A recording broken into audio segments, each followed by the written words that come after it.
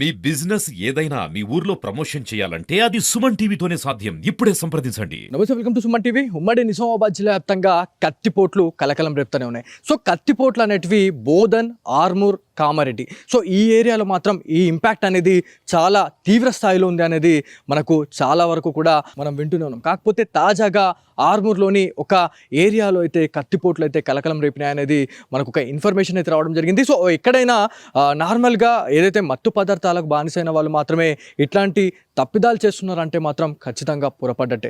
So ఎవరైతే ఆర్మూర్కి సంబంధించిన కొంతమంది యువకులు ఎవరైతే ఉన్నారో కత్తిపోట్ల కలకలానికి అయితే పాల్పడ్డారు అనేది తెలుస్తోంది. నిజామాబాద్లోని ఆర్మూర్ పట్టణంలోని జిరాహిత్ నగర్ అదేవిధంగా ఆ కాలనీకి సంబంధించిన వాళ్ళు ఎవరైతే ఒక నలుగురు అయితే ఒక వ్యక్తి పైన అతి దారుణంగా కత్తులతోనైతే దాడి చేశారు అనేది తెలుస్తోంది. సో ఇన్ఫర్మేషన్ యాక్చువల్లీ ఆ సీన్లోకి దిగితే ఈ కత్తిపోట్ల కలకలం వల్ల చాలా వరకు కూడా పెర్కిట్ అదేవిధంగా ఆర్మూర్ అనేది ఒక్కసారిగా ఉలిక్కి పడ్డది అనేది మనకి తెలుస్తూ ఉంది. సో ఎవరైతే షాహిద్, పెర్కిట్కు చెందిన తాహెర్ 21 సంవత్సరం, సో పట్టణానికి చెందిన షాహిద్ అదేవిధంగా వాహిద్, వాజిద్, సమీర్ ఈ కత్తిపోట్ల ఘటనలో అయితే వాళ్ళు పాల్పడ్డారు అనేది తెలుస్తూ ఉంది. ఈ మధ్య కాలంలో ఈ కత్తిపోట్ల కలకలనేటివి చాలా వరకు కూడా చాలా సర్వసాధారణంగా జరుగుతూ ఉన్నాయి. సో ఈ మధ్య కాలంలో పోలీస్ అధికారులు చాలా వరకు కూడా వీళ్ళపైన స్ట్రిక్ట్గా యాక్షన్ తీసుకున్నా కూడా కొంచెం చిన్న గొడవలైనా కూడా చిన్న తేడా వచ్చినా కూడా, అంటే ఫ్రెండ్షిప్ కావచ్చు లేకపోతే ఫ్యామిలీ రిలేషన్లో కావచ్చు, ఎట్లాంటి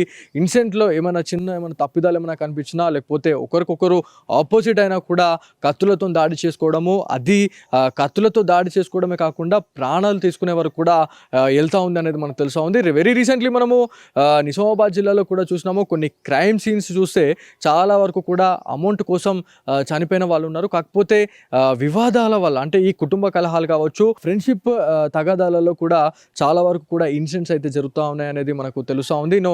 ఏదైతే మనకి ఆర్మూర్లో గతంలో కూడా ఈ కత్తిపోట్లు చాలా వరకు కూడా చర్చనీయాంశంగా మారాయి అనేది మనకు తెలుస్తూ ఉంది.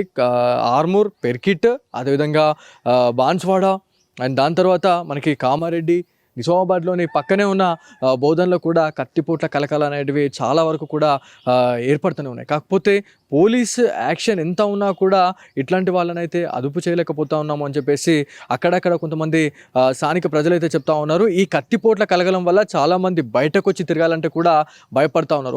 ఒక గొడవ జరుగుతుందంటే నార్మల్గా ఎవరైనా ఆపడానికి ట్రై చేస్తూ ఉంటారు. కాకపోతే కత్తిపోట్లు అంటే ఏవైతే కత్తులు పట్టుకొని తిరిగే టైంలో ఒకవేళ వాళ్ళని ఆపడానికి వెళ్ళినా కూడా ఒకవేళ వాళ్ళు మన మీదకి వచ్చేసి దాడి చేస్తారేమో అన్నట్టుగా చాలా వరకు కూడా భయపడుతూ, ఒకవేళ ఎవరినైనా రక్షించాలి, ఎవరైనా కాపాడాలి అనుకునే వాళ్ళు కూడా ఇవాళ కాపాడలేకపోతున్నాం అని చెప్పేసి స్థానిక ప్రజలు అయితే చెప్తా ఉన్నారు. సో ఏదేమైనప్పటికీ ఆర్మూర్లో అయితే కత్తిపోట్ల కలకలం వల్ల చాలామంది బయటకు వచ్చి తిరగాలంటే కూడా భయపడుతున్న సిచ్యువేషన్ అయితే ఉంది. సో ఈ మధ్య కాలంలో ఇట్లాంటి ఇన్సిడెంట్స్ జరగడం అనేది కూడా చాలా ఎక్కువ అవుతుంది అని చెప్పేసి చాలామంది ఆర్మూర్కి సంబంధించిన పట్టణ ప్రజలు అయితే చెప్తా ఉన్నారు.